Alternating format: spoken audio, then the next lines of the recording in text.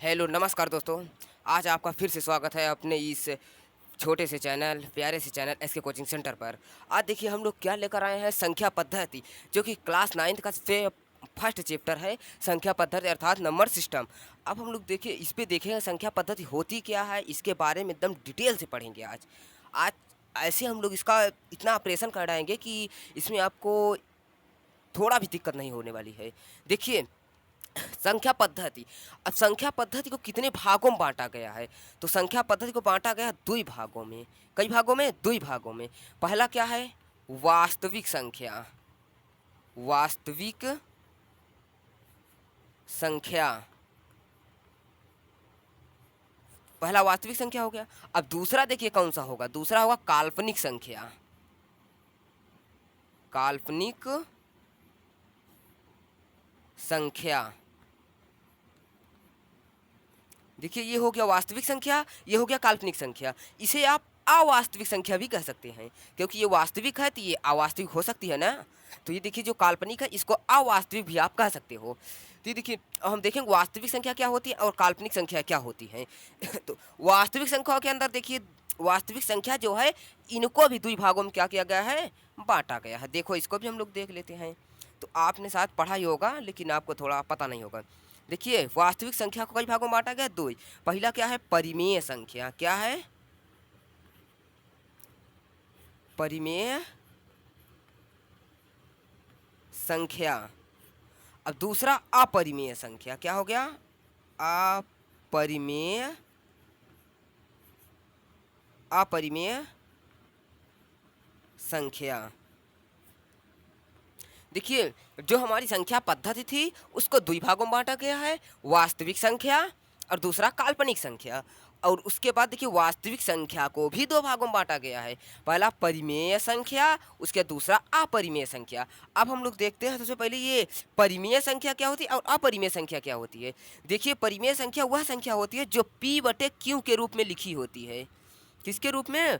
P बटे Q के रूप में लिखी होती है। लेकिन ये तो ध्यान देना, लेकिन P बटे क्यू के रूप में लिखी होती है, बट क्यू के बराबर अर्थात क्यू इक्वल टू जीरो, अर्थात जहाँ पर क्यू है वहाँ पर जीरो नहीं होना चाहिए, क्यू बराबर जीरो नहीं होना चाहिए, तभी हमारी क्या होगी, परिमेय संख्या होगी, वरना नहीं होगी। देखिए परिमेय संख्या किसे कहते हैं? ऐसी संख्या है जो P बटे क्यू के रूप में लिखी हो तथा क्यू का मान जीरो ना हो, उसे क्या कहते हैं? परिमेय संख्या कहते हैं। देखिए हम लोग यहाँ देखेंगे जैसे 5/6, ये देखेंगे परिमेय संख्या है कि नहीं। तो देखिए पहला नंबर P बटे क्यू के रूप में लिखी होनी चाहिए, तो इसको हम P मान लेंगे, इसको Q मान लेंगे, तो हाँ भैया P बटे क्यू के रूप में तो हमारी लिखी गई है। बट अब ये देखिए Q बराबर जीरो तो नहीं है, तो Q देखिए इसमें नीचे होगा, तो Q बराबर जीरो नहीं, Q बराबर बल्कि कितना है, 6 है। तो ये हमारी परिमेय संख्या होगी। जैसे हम लिख दें 3/0, ये देखिए ये परिमेय संख्या होगी। देखिए सबसे पहले हम देखेंगे P बटे क्यू के रूप में लिखी है, P बटे क्यू, हाँ भैया P बटे क्यू के रूप में तो लिखी है। बट ये देखिए Q बराबर हम बोले हैं not equal to zero, Q बराबर जीरो नहीं होना चाहिए। तो ये देखिए Q के स्थान पर यहाँ तो जीरो दे दिया है, यहाँ जीरो दे दिया गया है ना, तो ये परिमेय संख्या होगी कभी? ये परिमेय संख्या नहीं होगी। क्या होगी? ये परिमेय संख्या कभी नहीं होगी। उसके बाद अगला देखिए, जैसे हम दे दिए 0/3, अब ये देखिए परिमेय संख्या है कि नहीं, इसको भी हम लोग देखिए चेक करते हैं।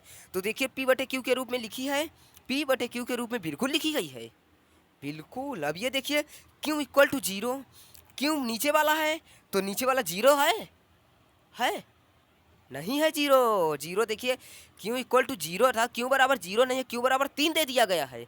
ऊपर भले ही P बराबर जीरो दिया रहे, उससे हमसे नहीं मतलब है, लेकिन हमको क्यू बराबर जीरो नहीं देना चाहिए। तो ये देखिए परिमेय संख्या होगी, हाँ बिल्कुल होगी। क्या? हाँ बिल्कुल होगी, क्योंकि हमको क्यू बराबर जीरो नहीं देना चाहिए, लेकिन इसमें P बराबर जीरो दिया है। P के स्थान पे जीरो है, क्यू के स्थान पे जीरो नहीं है, इसलिए क्या होगी, ये हमारी परिमेय संख्या होगी। तो परिमेय संख्या आपको समझ में आया होगा। तो देखिए जो पाई आपका नाम सुने होंगे, पाई, पाई भी एक क्या है, अपरिमेय संख्या है, वो परिमेय संख्या नहीं है। पाई परिमेय संख्या में नहीं आएगी, पाई हमेशा अपरिमेय संख्या में आएगी, ये आप याद रखना। पाई किस में आएगी? पाई हमेशा अपरिमेय संख्या में आएगी। और देखिए थोड़ा सा और हम लोग 2-4 उदाहरण देखते हैं। देखिए मान लीजिए रूट का 4 और रूट का 8, उसके बाद नीचे देख लेते हैं, नहीं इधर देखते हैं, रूट में 9, रूट में 10। अब जरा इसको देखिए, रूट है तो उसको हमको बाहर निकालेंगे।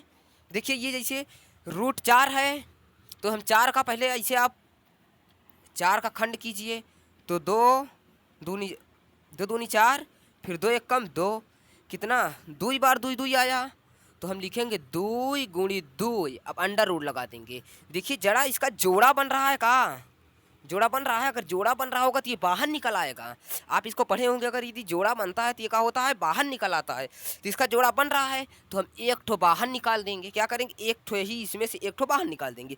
जो संख्या देखिए ये बाहर निकल गई, जो संख्या बाहर निकल गई वो संख्या का होगी, परिमेय संख्या होगी। अर्थात जो संख्या रूट से बाहर पूर्ण एकदम पूर्णतः रूट से बाहर निकल जाए, पूरी पूरी संख्या रूट से बाहर निकल जाए, वो क्या होती है, हमेशा परिमेय संख्या होगी। तो ये देखिए रूट 4 था, उसको हमने खंड किए तो 2 रूट 2 में बना, जोड़ा बन गया, उसको हम एक ठो बाहर निकाल दिए तो क्या हुई, रूट से बाहर आ चुकी है। इसलिए ये संख्या कौन सी होगी, परिमेय संख्या होगी। अब देखिए हम लोग 8 को देखते हैं। फिर 8 का हम लोग ये खंड करते हैं, 2 2 चौक 8 होगा, 2 दूनी 4 होगा, फिर 2 एक कम 2 होगा। अब देखिए इसका पहले रूट बना लेते हैं, फिर 2 गुणी 2 गुणी 2। इसमें देखिए हमको जोड़ा बनाना है, केवल डबल का जोड़ा बनाना है, ट्रिपल का गलती से नहीं बनाना है, डबल का केवल जोड़ा बनाना है। तो देखिए हम इसमें से इसे डबल का जोड़ा बना लिए, अभी एक बच गया। तो जो जोड़ा बना है उसको तो हम बाहर निकाल सकते हैं। तो जो जोड़ा बना है उसको हम बाहर निकाल लिए, जो नहीं एक नहीं बना तो इसको हम अंदर इसको छोड़ दिए। क्या किए, अंदर ही छोड़ दिए। तो अब ये देखिए एक तो बाहर निकल गई, लेकिन एक संख्या नहीं निकली है। हम क्या बोले थे, जो संख्या हो मतलब जैसे रूट में 4 हो तो पूरा पूरा बाहर निकले, आधा रूट में ना रहे। जैसे आप मान लीजिए आप दो दोस्त मान लीजिए किसी पेपर की बढ़िया से तैयारी कर रहे हैं। क्या कर रहे हैं, किसी पेपर की अच्छे से तैयारी कर रहे हैं। मान लीजिए एक दोस्त तो निकल गया, बढ़िया से क्वालिफाई कर गया, उसकी नौकरी लग गई। एक दोस्त क्या हुआ, वो बेचारा भी थोड़ी सी गलती होने के कारण, थोड़ा ही सा मतलब गलती थोड़े से किया, 2-4 क्वेश्चन से उसका नशा आ गया, थोड़ा सा फंस गया। तो क्या होगा, दोनों दोस्त हमेशा खुश रह पाओगे, नहीं रह पाओगे ना, नहीं रह पाओगे।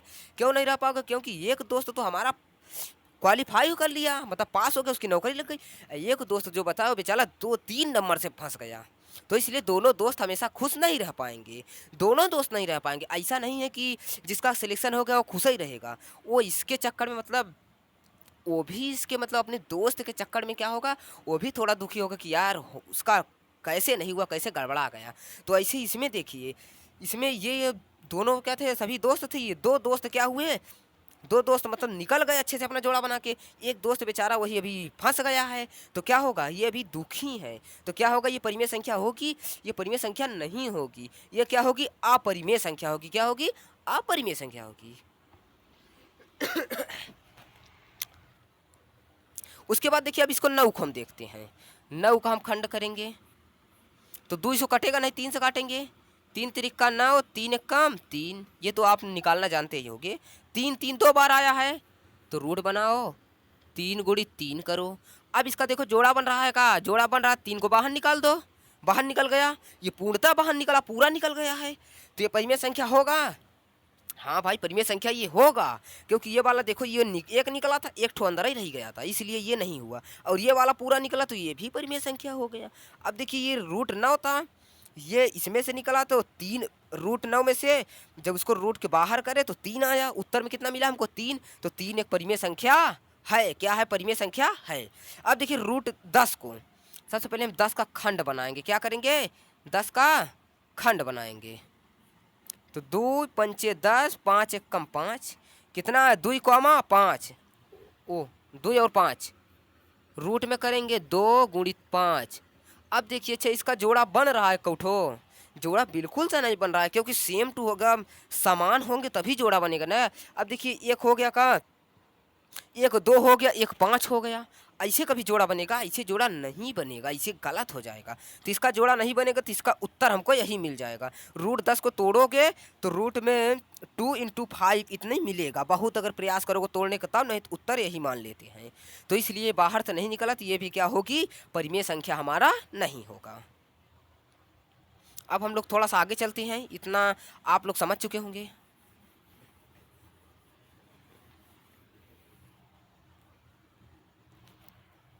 अब देखिए अपरिमेय संख्या और परिमेय संख्या आप समझ गए, अपरिमेय संख्या परिमेय संख्या आप समझ गए। परिमेय संख्या किसे कहते हैं? जो संख्या, देखिए जो संख्या p बटे q के रूप में लिखी हो तथा q का मान 0 नहीं होना चाहिए, वो क्या होती है? हमेशा क्या होती है? तब परिमेय संख्या होती है। लेकिन परिमेय संख्या ये भी होती है, ऐसे भी होती है, जो भी संख्या मतलब रूट में हो, अगर वो पूर्णतः पूरी बाहर निकल जाए तो वो क्या होगी? परिमेय संख्या होगी। अगर नहीं निकल पाती है तो संख्या नहीं होगी, आप वो परिमेय संख्या नहीं होगी। कुछ संख्या हम लोग और देखते हैं थोड़ा बहुत, जैसे इधर यहाँ देखिए हम लोग देखते हैं, जैसे कुछ संख्या ऐसी होती हैं, जैसे मान लीजिए हमको किसी संख्या में किसी से भाग देना है,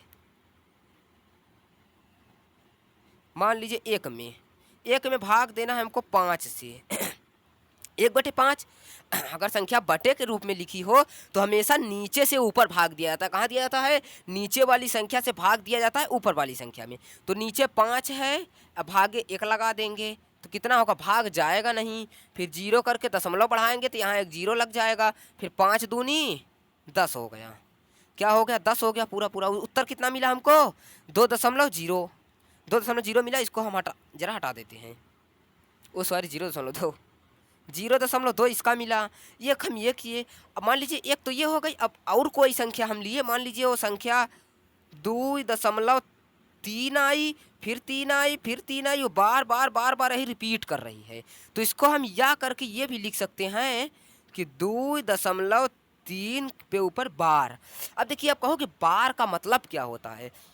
देखिए जिस भी संख्या के ऊपर, जैसे 5 लिखा है, इस भी संख्या के ऊपर अगर हम बार लगा दें तो उसका मतलब उसको आप जितनी बार चाहोगे उतनी बार आप बढ़ा ही सकते हो। जैसे लिखा है ये 5, तो 5 5 5 5 5 5 5 5, जितना चाहो आप उतना बढ़ा सकते हो। बार का मतलब अनंत होता है एक तरह से। जिस संख्या के ऊपर अगर बार लग गया वो संख्या हमेशा कहाँ जाएगी? अनंत तक चली जाएगी। जैसे हम देखिए 0.3 के ऊपर हम बार लगा दिए, यहाँ लगा, मान लीजिए वहाँ नहीं लगा, 0.3 के ऊपर बार लगा दीजिए। तो ऐसा नहीं है कि 0.3 ऐसे नहीं बढ़ेगा। जिसके ऊपर बार लगेगा वही बढ़ेगा। क्या होगा? जिसके ऊपर बार लगेगा वही बढ़ेगा। बार किसके ऊपर लगा? का 0 के ऊपर लगा है? नहीं लगा है ना। लगा किसके ऊपर है? 3 के ऊपर लगा है। तो 0.3 3 3 3, इसको चाहे जई बार आप बढ़ाओगे 3 को बढ़ा सकते हो, बट 0 के ऊपर बार कहाँ लगा है? 0 नहीं बढ़ेगा क्योंकि उसके ऊपर बार नहीं लगा है। अब देखिए हम ये ले लिए, पहला कह लिए उदाहरण 2.0। मान लीजिए कोई संख्या हम भाग दिए किसी से, वो 0.2 पे आके क्या हुई? पूरी विभाजित हो गई। इसके आगे मतलब अब नहीं बचा, शेषफल कुछ नहीं बचा। अब इसमें क्या किए? यहू हम मान लीजिए कोई संख्या लिए, भाग देने लगे उससे, तो आया 2 उसके बाद 3 3 3। अब जितनी बार हम भाग देंगे 3 3 3 3 3 3 रिपीट होता चला जाएगा। तो उसको हम या करके लिख सकते हैं 2.3 पे बार। बार का मतलब अभी हम बता चुके हैं आपको, वही जिसके ऊपर बार लग जाए वो संख्या अनंत तक जाएगी। तो 2.3 के ऊपर बार, एक ये संख्या हो गई। मान लीजिए एक संख्या हम और कहीं से ले लेते हैं, एक संख्या और कहीं से ले लेते हैं। मान लीजिए ले लिए 3.30 3.30, फिर 300, फिर 300, फिर ऐसे डॉट ऐसे बढ़ता चला जाएगा। इसमें देखिए इसमें पूरी विभाजित हो गई। और किसी भी संख्या से इसमें हम भाग दिए, कोई भी संख्या थी हम भाग किए, तो मान लीजिए इतना आया, ये पूरी क्या हो गई? विभाजित हो गई। और उसके बाद फिर से हम कोई संख्या और लिए, फिर से भाग देने लगे तो क्या हुई? 2 आया, उसके बाद 0.3 आया, 3 के बाद हम फिर भाग देते चले जा रहे हैं, 3 3 3 3 करके आता चला जा रहा है। उसके अलावा कुछ आ ही नहीं रहा है। इसका मतलब हम जई बार भाग देंगे वो 3 आता चला जाएगा, लेकिन कभी ज़िंदगी में समाप्त नहीं होगा। तो उसको हम या करके लिख दिए 2.3 के ऊपर क्या? बार। उसके बाद एक संख्या और हम लिए कोई, उसमें भी फिर भाग देने लगे, तो क्या प्राप्त हुई 3.30, फिर 3 डबल 0 हो गया, फिर 3 ट्रिपल 0 हो गया, 3 4 0, ऐसे ऐसे बढ़ता जा रहा है। ये देखिए ना ही रुका है ना ही रिपीट हो रहा है, ससुरा बढ़ता हुआ चला जा रहा है, दिन पे दिन क्या हो रहा है, बढ़ता चला जा रहा है। तो देखिए ये संख्या क्या होगी, जो संख्या रुक गई है इसका मतलब ये क्या होगी, शांत होगी। क्या होगी, शांत होगी। इसका मतलब ये चिल्ला नहीं रही, एकदम शांत हो चुकी है। क्या हो चुकी है, शांत हो चुकी है। अब ये क्या होगी, शांत तो ये भी होगी ना, बट ये देखिए शांत होगी।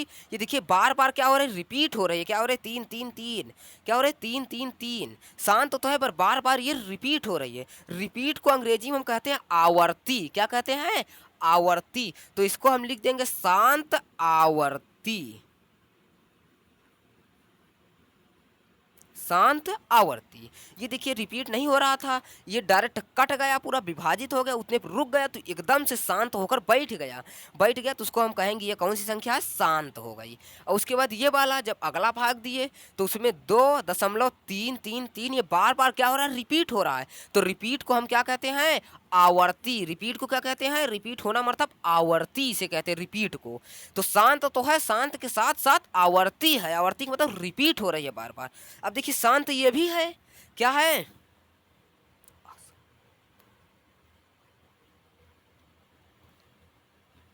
ये अशांत है, अशांत, शांत नहीं, सॉरी सॉरी, अशांत। देखिए ये शांत थी, ये अशांत है। क्या है, ये देखिए ये शांत हो चुकी है, ये शांत नहीं हुई, अशांत है। अशांत तो है बट अभी हम थोड़ा सा आपको शांत शांत बता रहे थे, इसके चक्कर में थोड़ा सा गड़बड़ा गया, आप उसको थोड़ा सा माफ करिएगा। अब देखिए आगे, ये देखिए शांत ये है, ये वाली देखिए ये शांत नहीं है। देखिए शांत होती जैसे ये रुकी है, ये भी रुक जाती। ये रुकी कहाँ, ये देखिए जरा भागती चली जा रही है ना, तो इसलिए शांत नहीं है ये। मान लीजिए कोई, मान लीजिए 2 3 व्यक्ति आपके पास बैठे हैं, मान लीजिए कोई कोई मान लीजिए एक आदमी हो गया, उसके 3 4 बच्चे हैं, मान लीजिए 3 बच्चे हैं। तो मान लीजिए वो पहले बच्चे का, मान लीजिए पहला बच्चा उनका 1 रुपये मांग रहा है, दूसरा बच्चा मांग रहा है 2 रुपये मांग रहा है, तीसरा बच्चा 3 रुपये मांग रहा है, क्या 3 4 रुपये मांग रहा है मान लीजिए। तो इसके 1 रुपये मांग रहा है तो 1 रुपये दे देंगे तो शांत हो जाएगा, चिल्लाएगा, हल्ला नहीं करेगा ना, 1 रुपये दे देंगे तो। अब इसको हम 1 रुपये दे दिए तो मान लो ये शांत हो गया। अब इसको चाहिए है 2 रुपये, बट हम दे कई रुपये रहे हैं तो शांत तो कहेगा ना, मतलब सॉरी शांत नहीं रहेगा ना, और मांगेगा, कहे पापा और दीजिए, मांगेगा ना, और मांगेगा। उसके बाद मांगेगा तो बार बार वही रिपीट करेगा, और दीजिए और दीजिए और दीजिए, वही कहेगा बार बार। तो अब ये वाला इसको और चाहिए 3 4 रुपए, हम इसको 1 रुपये दे रहे हैं, तो इसको तो और ज़्यादा ज़रूरत होगी ना, कहे कि हमको और दीजिए, हमारा पूरा कीजिए। तो ऐसे ही समझ लीजिए आप। ये देखिए पूरा पूरा कट गई थी, ये शांत हो गई। ये देखिए कट नहीं रही है बल्कि रिपीट हो रही है बार बार। तो ये देखिए कट नहीं है रही, इसका मतलब पहला तो अशांत है, क्योंकि कट नहीं रही है पूरा पूरा। तो ये क्या हो गई, पहला अशांत हो गई। और उसके बाद देखिए कट तो नहीं रही है, अशांत तो है, बट देखिए ये बार बार रिपीट हो रही है वही संख्या, रिपीट हो रही है। तो इसका मतलब ये क्या होगी, आवर्ती है। क्या है, आवर्ती। तो देखिए कट तो ये भी नहीं रहे, तो इसका मतलब अशांत ये भी है। क्या है, अशांत ये भी है, कट नहीं रही है पूरी पूरी, इसलिए अशांत, अशांत ये भी है। बट ये देखिए इसमें संख्या रिपीट हो रही थी, इसमें रिपीट कहाँ हो रही है, इसमें बढ़ती चली जा रही है। क्या हो रही है, बढ़ती चली जा रही है। तो इसका मतलब ये तो आवर्ती था, रिपीट होने को आवर्ती कहते हैं। लगभग ऐसे बढ़ती चली जाए, दशमलव के बाद ऐसे देखिए 30 हो गया, फिर 300 हो गया, फिर 3000 हो गया, फिर 30,000 हो गया, इसे अगर बढ़ती चली जाए तो उसको तो अनावर्ती कहते हैं, अनावर्ती। क्या होगा, इसे अशांत अनावर्ती कहते हैं। देखिए जो पूरी पूरी, एक बार फिर से देखिए, जो पूरी पूरी कट जाए शांत, जो पूरी पूरी ना कटे बल्कि रिपीट होती चली जाए अशांत आवर्ती। जो देखिए रिपीट भी ना हो, उसके बाद बढ़ती चलिए, दशमलव के बाद वो दिन पे दिन बढ़ती चली जाए, तो क्या होगी, अशांत के साथ साथ अनावर्ती है। ये आप समझ गए होंगे। देखिए ये संख्या भी रुक गई और ये भी संख्या संभव है, ये भी संख्या मतलब इतने पर रुक गई, ये तो बढ़ती जा रही है, लेकिन इसका कोई पता नहीं है कहाँ तक जा रही है। ये इसके ऊपर बार लगा दिए, मान लीजिए इसके ऊपर बार तो लगा सकते, लेकिन इसके ऊपर कहाँ हम बार लगा सकते हैं, इसके ऊपर बार बिल्कुल नहीं लगा सकते। मान लीजिए देखिए 3.30 है। हम 30 के ऊपर बार लगा देंगे तो ये संख्या फिर 30, फिर 30, फिर 30 ही 30 लिख सकते हैं ना। बट ये क्या हो रही है, पहले 30 है, फिर 300 हो रही है, फिर 3000 हो रही है। तो इसका मतलब इसके ऊपर हम बार नहीं लगा सकते। बार केवल उसी के ऊपर लगा सकते जो केवल एक ही संख्या रिपीट हो, उसी के ऊपर बार लगा सकते हैं। तो इसका मतलब इससे हमको ये पता चलता है ये संख्या जो है 0.2 ये वाली, ये हमारी क्या है, परिमेय संख्या है। क्या है, परिमेय संख्या है। और ये भी हमारी रुक चुकी है, तो इसलिए ये भी क्या है, ये दोनों क्या है, ये दोनों क्या है, परिमेय संख्या है। क्या है, परिमेय संख्या है। और देखिए ये जो ये वाली बची है, ये केवल ये वाली, ये है अपरिमेय।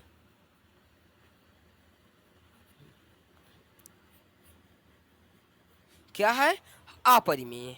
ये दोनों देखिए क्या है, परिमेय है, और ये वाली क्या है, अपरिमेय है, अपरिमेय संख्या है। अब देखिए पूछा जाए अगर वास्तविक संख्या किसे कहते हैं, तो अब देखिए वास्तविक संख्या पहले देखिए किन किन संख्याओं से मिलकर बनी है। क्या देखेंगे, वास्तविक संख्या किस किस संख्या से मिलकर बनी है।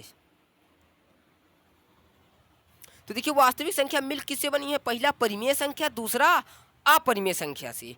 तो देखिए जब हम अपरिमेय और परिमेय संख्या को मिला देंगे तो हमें क्या मिलेगा, वास्तविक संख्या मिल सकता है, मिल सकता है ना कि नहीं मिलेगा। अच्छा हाँ मिल जाएगा। देखिए ऐसे हम समझाते हैं आपको। मान लीजिए कोई संख्या 10 है, इसको हम दो भागों में बांट दिए, ये 5 + 5 कितना कर दिए, 10 है, इसको हम कर दिए 5 + 5। अब देखिए 10 हमको कैसे मिलेगा, इन दोनों को क्या करेंगे, इन दोनों को जब समूह बना देंगे, जोड़ देंगे तो हमको क्या मिल जाएगी, ये संख्या मिल जाएगी। तो इसका मतलब 10 हम संख्या अगर पूछे 10 किस किस संख्याओं से मिलकर बना है इसमें, तो 5 और 5 को जोड़ेंगे तो क्या हमको मिलेगा, 10 मिलेगा। तो ऐसे वास्तविक संख्या भी, वास्तविक संख्या किससे बनी है, वास्तविक संख्या बनी है परिमेय संख्या और अपरिमेय संख्या से। तो इसको हम कह सकते हैं परिमेय तथा अपरिमेय संख्याओं के समूह को क्या कहते हैं, वास्तविक संख्या कहते हैं। किसे, परिमेय संख्या तथा अपरिमेय संख्या के समूह को वास्तविक संख्या कहते हैं। इतना आपको समझ आ चुका होगा। अब वास्तविक संख्या में क्या आएगी, परिमेय संख्या और अपरिमेय संख्या दोनों आएगी। सही बात है ना, हाँ बिल्कुल। ये देखिए वास्तविक संख्या किससे बनी है, परिमेय अपरिमेय से बनी है। तो इसका मतलब वास्तविक संख्या के अंदर परिमेय संख्या भी आएगी और अपरिमेय संख्या भी आएगी, दोनों संख्या आएगी, परिमेय और अपरिमेय दोनों आएगी। तो आप ये तो समझ चुके होंगे। अब पूछा जाए अगर संख्या पद्धति किसे कहते हैं, संख्या पद्धति किसे कहते हैं, तो ये देखिए अब देखिए संख्या पद्धति किस किस संख्या से मिलकर बनी है। संख्या पद्धति मिलकर बनी है वास्तविक संख्या और काल्पनिक संख्या। अब आप कहेंगे देखिए वास्तविक संख्या हम तो जान गए, आप लोग कहोगे, लेकिन काल्पनिक संख्या तो अभी बताया ही नहीं आप। एक मिनट रुकिए, हम तुरंत आपको बता रहे हैं, जरा सुनिए तो एक मिनट। देखिए संख्या पद्धति किसे कहते हैं, किस संख्या पद्धति मिलकर किससे बनी है, पहले ये देखो, वास्तविक संख्या और काल्पनिक संख्या। काल्पनिक संख्या को अवास्तविक संख्या भी बोल सकते हो। तो देखिए वास्तविक संख्या और काल्पनिक संख्या को मिलाने से हमको संख्या पद्धति का क्या होता है, निर्माण होता है। तो हम संख्या एकदम सरल भाषा जैसे कि पूछा जाए संख्या पद्धति क्या होता है, what is the number system, ये पूछा जाए what is the number system, अर्थात संख्या पद्धति क्या होता है या संख्या पद्धति किसे कहते हैं। तो आपको कुछ नहीं करना है आपको बताना है वास्तविक संख्या तथा काल्पनिक संख्याओं के समूह को संख्या पद्धति कहते हैं। क्या कहते हैं, वास्तविक संख्या तथा काल्पनिक संख्याओं के समूह को संख्या पद्धति कहते हैं। अब जरा हम आपको बता देते हैं क्या काल्पनिक संख्या क्या होती है, क्या बता देते हैं काल्पनिक संख्या क्या होती है।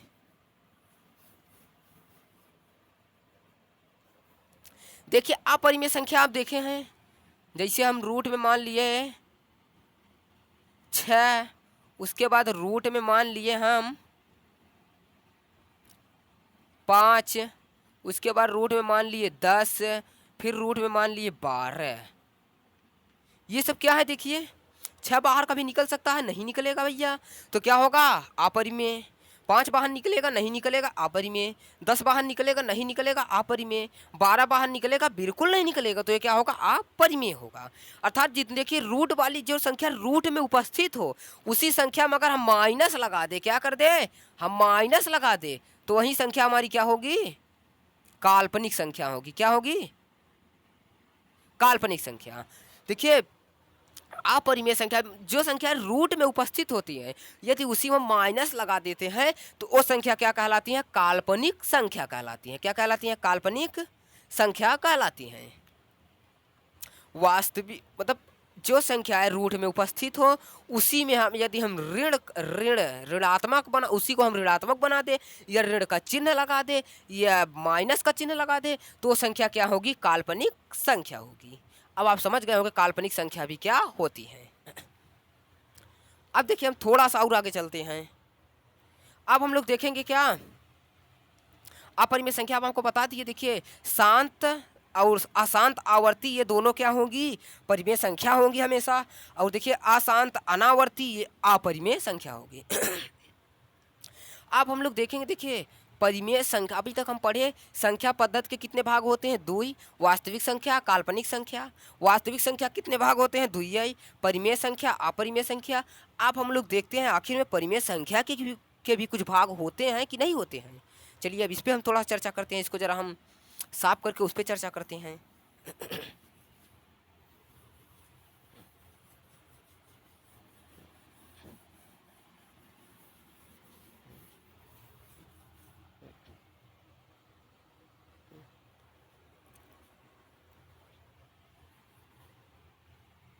यहाँ एक साइड में लिखते हैं परिमेय परिमेय संख्या।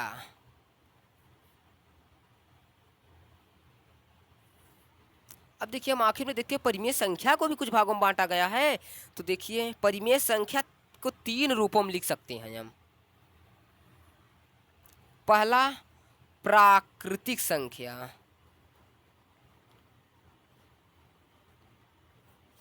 दूसरा पूर्ण संख्या, तीसरा पूर्णांक।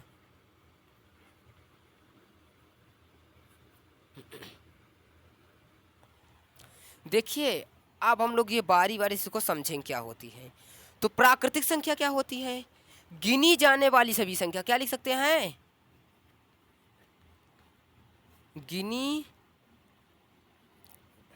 गिनी जाने वाली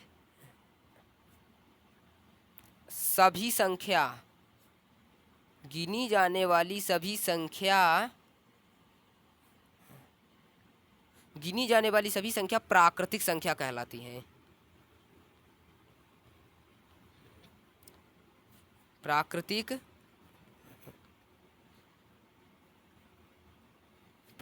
संख्या कहलाती हैं।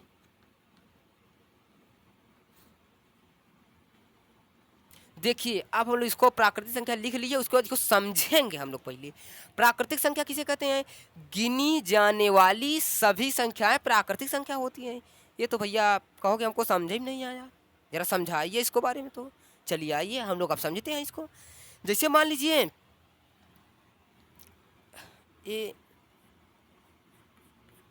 ये मान लीजिए हम थोड़ी सी कुछ लाइनें पार दिए हैं। क्या कर दिए हैं कुछ लाइनें हम क्या किए हैं खींच दिए हैं। अब इसको हम गिनती मारेंगे। क्या करेंगे गिनती मारेंगे। तो गिनती मारेंगे तो देखिए ऐसे तो गिनती मारेंगे नहीं 0 1 2 3 4 5 6 7। अगर हम 0 से गिनती करेंगे 0 1 2 3 4 5 6 7 तब तो एक नसाई जाएगा थोड़ा सा ना। क्यों नसाई जाएगा क्योंकि 0 1 2 3 4 5 6 7 करेंगे तो क्या होगा हम 0 से स्टार्ट करेंगे तो हमारी पूरी संख्या गिन नहीं पाएंगे। क्यों जैसे हम लोग यहाँ 5 लोग बैठे हैं, अगर हम 0 से गिनना स्टार्ट कर दे तो 4 ही लोग पूजेंगे। क्या होंगे 4 ही लोग पूजेंगे ना। मान लीजिए कोई आप लोग पार्टी कर रहे हो, वहाँ पर कहीं पे कोई पार्टी है और उसमें 5 लोग शामिल हो, आप लोग गिनने लगो कहाँ 0 से स्टार्ट करो 0 1 2 3 4। एक का तो 0 ही हुई गया बेचारे बचे कई लोग 4 ही लोग कहो कि 4 ही लोग है। पता चले 4 लोग का हिस्सा लग गया, एक बेचारा लग गया ऐसा ही, एक कहीं सा उबई नहीं पाया वो बेचारा, उसको ऐसे ही तड़पना पड़ा। हाँ तो ऐसा नहीं, गिनती कहाँ से हमेशा की जाती है? एक से की जाती है। तो ये गिनने का तरीका ये गलत है। क्या है? गलत है। हम कहाँ से गिनेंगे? 1 2 3 4 5 6 7 8। अब देखिए ये गिनने का तरीका क्या है? ये हमारा गिनने का तरीका जो है सही है। अगर हम जीरो से गिनते तो एक हमारा ये वाला लाइन तो छूट जाता, यही चला जाता। इसलिए हम जीरो से नहीं गिनेंगे, एक से गिनेंगे। 1 2 3 4 5 6 7 8। 1 2 3 4 5 6 7 8। अब हम एक से गिने तब देखिए हमारी पूरी संख्या कितना हो गई? 8 है। 8 हमको मिल गई। तो देखिए क्या कह रहा है? गिनी जाने वाली सभी संख्या। तो गिनती कहाँ से स्टार्ट करेंगे? हम 21 से स्टार्ट करेंगे, जीरो से तो स्टार्ट नहीं करेंगे। जीरो से अगर स्टार्ट करेंगे तो गिनती ने वो थोड़ा मिस्टेक हो जाएगा। तो हम गिनती हमेशा कहाँ से स्टार्ट करेंगे? एक से स्टार्ट करेंगे। तो इसका मतलब गिनी जाने वाली सभी संख्या कहाँ से स्टार्ट होंगी? एक से स्टार्ट होंगी, 21 से स्टार्ट होंगी। तो प्राकृतिक संख्या कौन होती है? एक से स्टार्ट होती है। कहाँ से? 1 2 3 4 5 6, उसके बाद डॉट डॉट डॉट अनंत तक जाएंगी। कहाँ तक जाएंगी? अनंत तक। प्राकृतिक संख्या क्या होती है? एक से स्टार्ट होती है और कहाँ तक जाती है? अनंत तक जाती हैं। एक से स्टार्ट होगी, कहाँ तक जाएंगी? अनंत तक जाएंगी। अब देखिए पूर्ण संख्या किसे कहते हैं? आप जरा देखिए, आइए हम लोग थोड़ा सा पूर्ण संख्या के ऊपर चर्चा करते हैं। पूर्ण संख्या किसे कहते हैं? देखिए प्राकृतिक संख्या में यदि हम जीरो को भी मिला ले, क्या कर दे? प्राकृतिक संख्या में यदि हम जीरो को भी मिला ले तो वही संख्या क्या होती है? पूर्ण संख्या होती है। यही देखिए प्राकृतिक संख्या में जीरो को भी शामिल कर लिया जाता है। तो जीरो को भी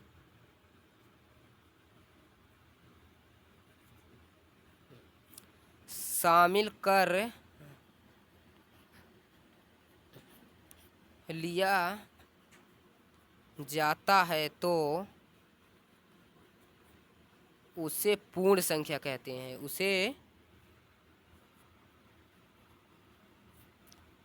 उसे पूर्ण संख्या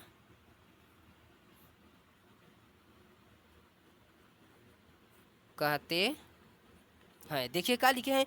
प्राकृतिक संख्या में जीरो को भी शामिल कर लिया जाता है तो उसे पूर्ण संख्या कहते हैं। जरा आइए इसको भी समझते हैं। हम लोग गिनी जाने वाली सभी संख्या कहाँ शुरू होती हैं? एक से शुरू होती है, अनंत तक जाती हैं। अब यही संख्या पूर्ण संख्या हम क्या कहे हैं? ये पूरी प्राकृतिक संख्या है। लिखा का है परिभाषा, प्राकृतिक संख्या में जीरो को भी शामिल कर लिया जाता है तो उसे पूर्ण संख्या कहते हैं। अभी तक